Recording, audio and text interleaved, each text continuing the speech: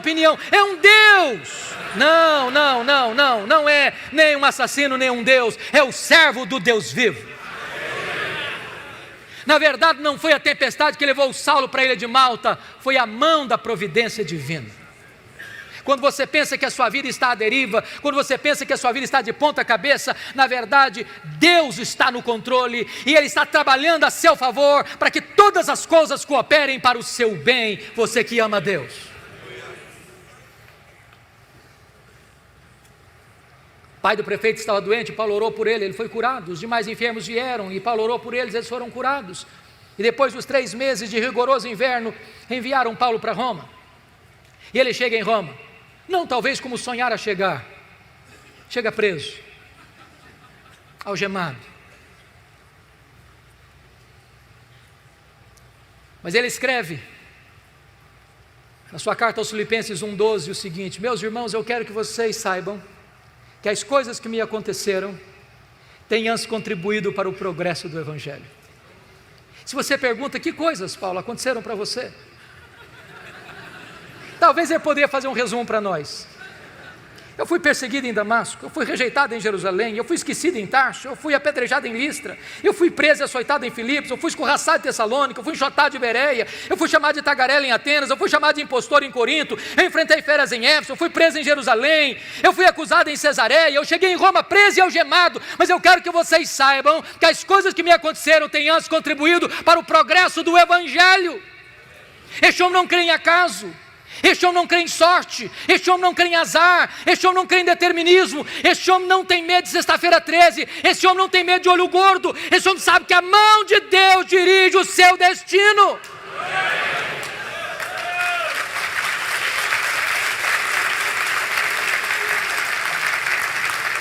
Porque ele estava preso em Jerusalém, diz a Bíblia, que a igreja foi mais encorajada a pregar.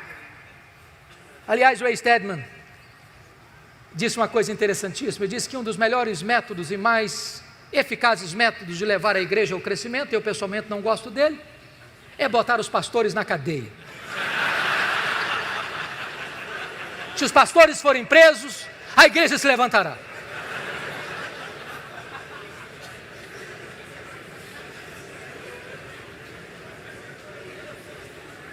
Diz Paulo, porque ele estava preso, toda a guarda pretoriana ouviu o Evangelho. E o que era a guarda pretoriana?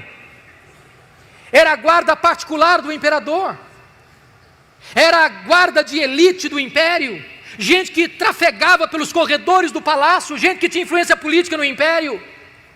E durante 3 turnos por dia, um soldado era algemado a Paulo durante 2 anos. E o que Paulo fazia? Evangelho neles, evangelho neles, evangelho neles, evangelho neles, evangelho neles. Depois de 2 anos, toda a guarda pretoriana estava evangelizada e os demais membros do palácio. Por isso ele escreve Filipenses 4:22, de Roma, a igreja de Filipos: os santos vos saúdam, especialmente os da casa de César.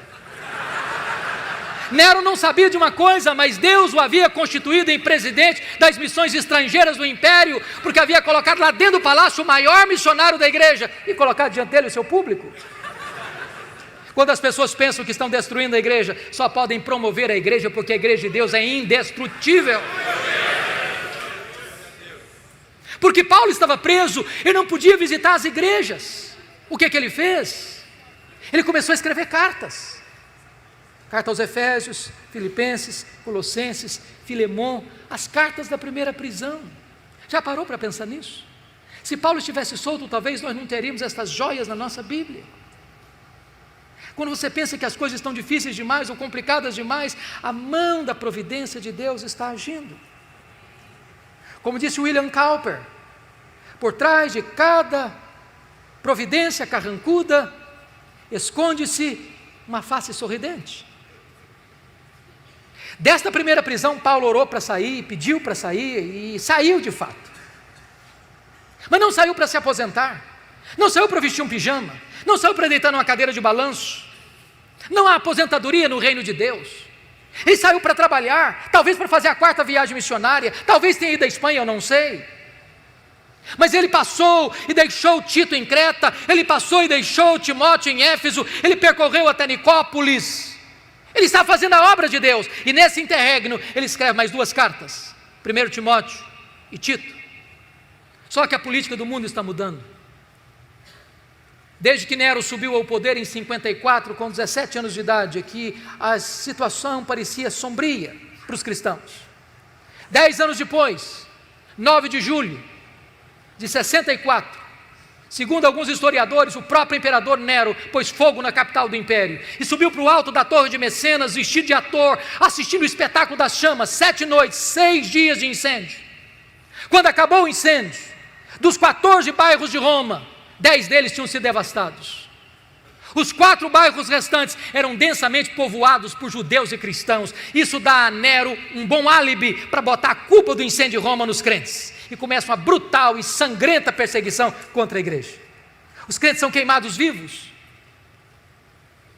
Mais tarde são jogados nas arenas, enrolados em peles de animais, para os cães morderem, para os touros pisarem, para os leões esfaimados da Líbia devorarem. Mas quanto mais sangue era derramado, mais a igreja crescia. Paulo está solto nesse tempo, procurado e caçado como o maior líder do cristianismo, até que põe a mão em Paulo de novo, talvez em Troade, na casa de Carpo. E agora ele é levado não mais para uma prisão domiciliar, é levado para uma masmorra, úmida, fria, insalubre, de onde as pessoas saíam leprosas, ou para o martírio. É desta prisão que ele escreve a sua última carta, 2 Timóteo. E agora eu peço que você abra no texto lido, para que nós encerremos. A grande pergunta é: como é que esse homem se sente? Eu fico pensando que se a vida de Paulo fosse analisada pelas lentes da teologia da prosperidade, ele seria um fracasso total. Está encerrando a vida pobre, velho, cheio de cicatrizes, sem roupa para vestir, abandonado. Mas este homem é mais influente na história do que todos os ricos de Roma daquele tempo. Como é que ele se sente? Primeiro vai fazer uma avaliação para nós do seu passado. Olha comigo o versículo 7. Combati o bom combate, completei a carreira, guardei a fé. Ele diz: a minha vida não foi amenidade não, foi luta. E eu não parei a obra no meio do caminho, eu não desisti da obra não, eu completei a carreira. Eu não negociei a verdade, eu não prostituí o meu ministério, eu não vendi minha consciência, eu guardei a fé. Olhem comigo a avaliação que ele faz agora do seu presente no versículo 6. Quanto a mim, já estou sendo oferecido por libação e o tempo da minha partida é chegado. O que ele está dizendo é o seguinte: não é Roma que vai me matar não, eu que vou me entregar. Eu não vou me entregar para Roma não, eu vou me entregar para Deus. Eu não sou prisioneiro de Roma, não sou prisioneiro de César, sou prisioneiro de Cristo, sou embaixador em cadeias. E ele usa uma linguagem eufêmica para a morte, partida. E essa palavra teria 3 significados. Primeiro, tirar o fardo das costas de alguém, morrer para um crente e descansar das suas fadigas. Segundo, desatar um bote para singrar as águas e atravessar para o outro lado. Morrer para um crente é fazer a última viagem rumo à cidade celestial. Terceiro, era afrouxar as estacas de uma barraca, levantar acampamento e mudar para sua casa permanente. Morrer para um crente é mudar de endereço, é ir para a casa do Pai. Paulo não está com medo de morrer, porque sabe em quem tem crido e sabe para onde está indo.